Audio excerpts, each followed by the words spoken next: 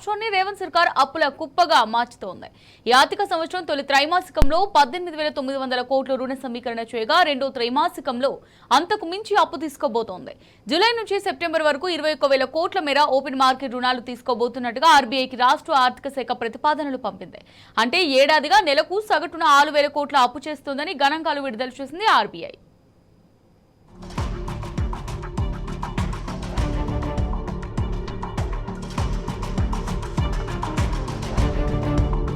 రేవంత్ పాలనలో తెలంగాణ అప్పుల కుప్పగా మారుతోంది. ఈ ఆర్థిక సంవత్సరం తొలి త్రైమాసికం ఏప్రిల్-జూన్లో 18,900 కోట్ల రూపాయల రుణ సమీకరణ చేయగా రెండో త్రైమాసికంలో అంతకు మించి అప్పు తీసుకోబోతున్నది. జూలై నుంచి సెప్టెంబర్ వరకు 21,000 కోట్ల రూపాయల మేర ఓపెన్ మార్కెట్ రుణాలు తీసుకోబోతున్నట్టు ఆర్బీఐకి రాష్ట్ర ఆర్థిక శాఖ ప్రతిపాదనలు పంపింది. ఈ మేరకు రాష్ట్ర ప్రభుత్వాలు, కేంద్ర పాలిత ప్రాంతాలు జూలై నుంచి సెప్టెంబర్ 2026 రెండో త్రైమాసికంలో చేయబోయే మార్కెట్ రుణాల అంచనా క్యాలెండర్ను రిజర్వ్ బ్యాంక్ ఆఫ్ ఇండియా విడుదల చేసింది.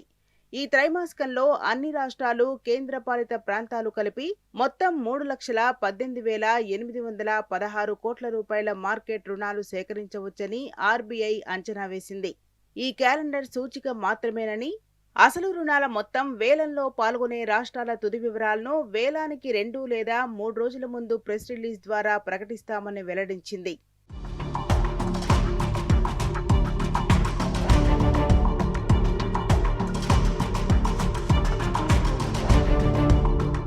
రిజర్వ్ బ్యాంక్ విడుదల చేసిన Q2 క్యాలెండర్ ప్రకారం తెలంగాణ ప్రభుత్వం ఒక్క జూలైలోనే రికార్డు స్థాయిలో రుణ సమీకరణ చేయబోతున్నది. జూలై 1న 7,000 కోట్ల రూపాయలు, జూలై 14న మరో 3,500 కోట్ల రూపాయలు, జూలై 28న మరో 1,000 కోట్ల రూపాయల ఓపెన్ మార్కెట్ కింద అప్పు తీసుకోబోతున్నది. ఇలా ఒక్క జూలైలోనే 11,500 కోట్ల రూపాయల రుణ సమీకరణ చేయబోతున్నది. అలాగే ఆగస్టులో 2 దఫాలుగా 4,500 కోట్లు, సెప్టెంబర్లో 2 దఫాలుగా 2,500 కోట్ల రూపాయల చొప్పున 5,000 కోట్ల రూపాయలు తీసుకోబోతున్నది. ఇలా Q2లో 21,000 కోట్ల రూపాయల ఓపెన్ మార్కెట్ అప్పులు చేయబోతున్నది.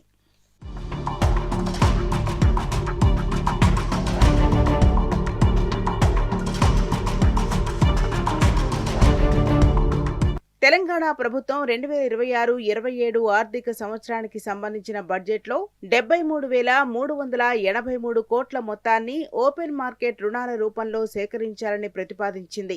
డిప్యూటీ సీఎం, ఆర్థిక శాఖ మంత్రి భట్టి విక్రమార్క అసెంబ్లీలో ప్రవేశపెట్టిన మొత్తం 3.24 లక్షల కోట్ల రూపాయల బడ్జెట్లో ఓపెన్ మార్కెట్ రుణాలు 73,383 కోట్లు, కేంద్ర ప్రభుత్వం నుంచి రుణాలు 5,500 కోట్లు, ఇతర వనరుల ద్వారా రుణాలు 1,000 కోట్లు.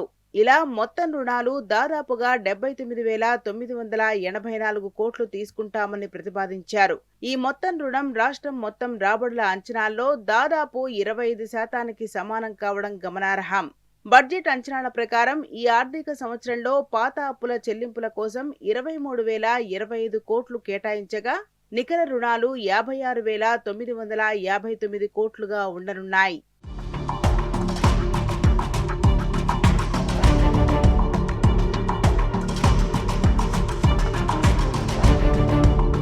మరోవైపు కాంగ్రెస్ సర్కార్ జూలై 1న మరో 7,000 కోట్ల రూపాయలు అప్పు తీసుకోబోతున్నది. ఈ మేరకు తెలంగాణ రాష్ట్ర ఆర్థిక శాఖ బాండ్లను పెట్టినట్టు రిజర్వ్ బ్యాంక్ ప్రకటనలో తెలిపింది. ఈ ఆర్థిక సంవత్సరంలో తొలి త్రైమాసికం ఏప్రిల్, మే, జూన్లో ఇప్పటికే ఓపెన్ మార్కెట్ రుణాల కింద ఒక్క ఆర్బీఐ వద్దనే 18,900 కోట్ల రూపాయల రుణ సమీకరణ చేసిన రేవంత్ సర్కార్ వచ్చే త్రైమాసికానికి కూడా ఇంకా భారీగా రుణ సమీకరణ చేయబోతున్నది. అందులో భాగంగానే ఆర్బీఐ నిర్వహించే ఈ వేలంలో పాల్గొని జూలై 1న 7,000 కోట్ల రూపాయల రుణం తీసుకోనుంది. ప్రతి నెల ఆర్బీఐ నుంచి 6,000 కోట్ల రూపాయలకు పైగా అప్పులు చేస్తున్నది. గతేడాది కూడా బడ్జెట్ ప్రతిపాదనలకు మించి 124% అప్పులు తీసుకున్న కాంగ్రెస్ ఈసారి కూడా అదే దిశలో వేగంగా అడుగులు వేస్తుండటంపై ఆర్థిక నిపుణులు ఆందోళన వ్యక్తం చేస్తున్నారు.